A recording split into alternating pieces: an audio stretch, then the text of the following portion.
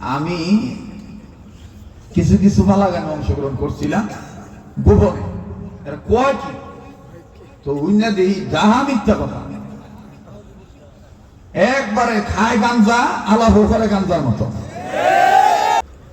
ওরে নিজে কানা পথ চিনে না, অন্যকে সে পথ দেখায়, তার নাম শরীয়তের মাওলানা।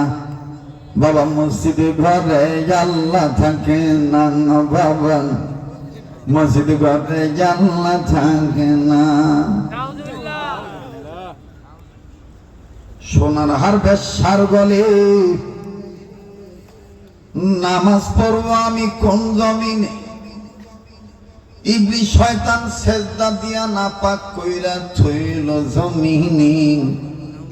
শরীয়তের মোল্লারা মারফতের সাগরে ডুব দিয়া দেখলা না, নিজে কানা পথ ছিল না। মসজিদে ঘরে আল্লাহ থাকে না, বাবা মসজিদে এটি কয়। আপাশে তিনি একটা ডাক দিয়া হুজুরকে ডাক দিয়ে হাই গুরু,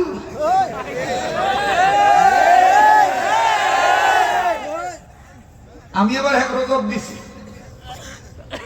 ওরে মানুষ হয়ে মানুষেরই ঘরে জন্ম নিয়া, দেখলি না তুই কোরআন হাদিস খুলিয়া? ওরে চক্ষু থাকার পরও হইলি তুই কানার ঘরের কানা। নিজে কানা পথছিলস না, দোষী বানাস যারা মাওলানা। নিজে কানা পথ দেখোস না, দোষী বলস হইছে যারা মাওলানা। আমি যদি এইটাই যদি খালি দৌড়লো একইটা তোর শক্তি কুলে লইলে আমার গলার লাগে। এই যে কয়েক বছর আগে আমাদের দেশে একটা বেটি ঘন ঘন মানে সংসদে গেছি, বাপটা কি ধরছে শেখ হাসিনার লাইন কাপড় টানে সংসদে খারাপ একটা নন স্পিকার মানে হ্যাঁ স্টাইলে লইছি কি শেখ হাসিনার পা। আরে বেটি তুই 100 বার এমপি হইলো শেখ মুজিবুর মাইয়া হইতে পারবি না, তুই বয়াতির মাইয়াই থাকবি। কথা বলছিস যেটি কথা আসতে করবো মনে করবেন যে ভিতরে ভিতরে ভয় পাইতেছে।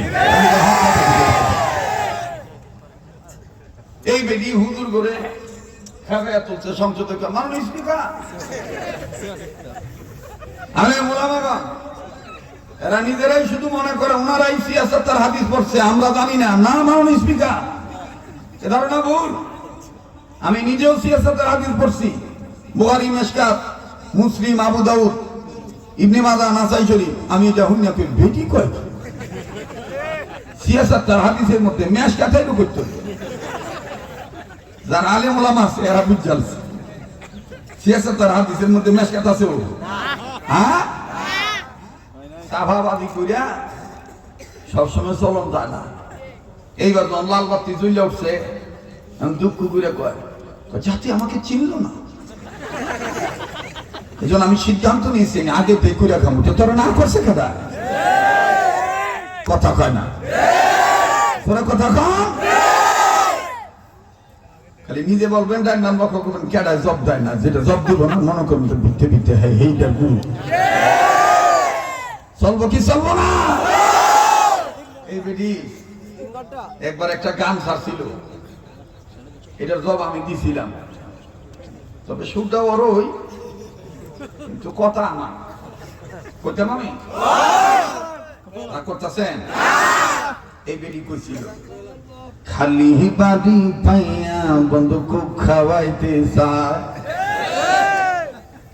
শুনছিলেন রে ভাই?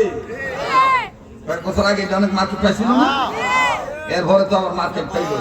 আকাশটা কাঁপছিল কেন, জমিটা নাচছিল কেন, তারপরে আবার মার্কেট পাইল হাই বড় পীর আব্দুল কাদের জিলানী, তোমার নামের গুণ হয় পানি, আগুন হয় পানি। এরপরে আবার মার্কেট পাইল কোনটা ফাইটা যায় কথা কয় না। এগুলো সব আমি এইভাবে প্রতিবাদ করে জব দিছিলাম যে হুজুররা তোমার মতন খালি বাড়ি পাইয়া বন্ধুরে কোক খাওয়ানোর ডাক দেয় না। হুজুররা কি করে শোনো, খালি মাথা পাইয়া হুজুর টুপি দিতে চায়, বলো খালি মাথা পাইয়া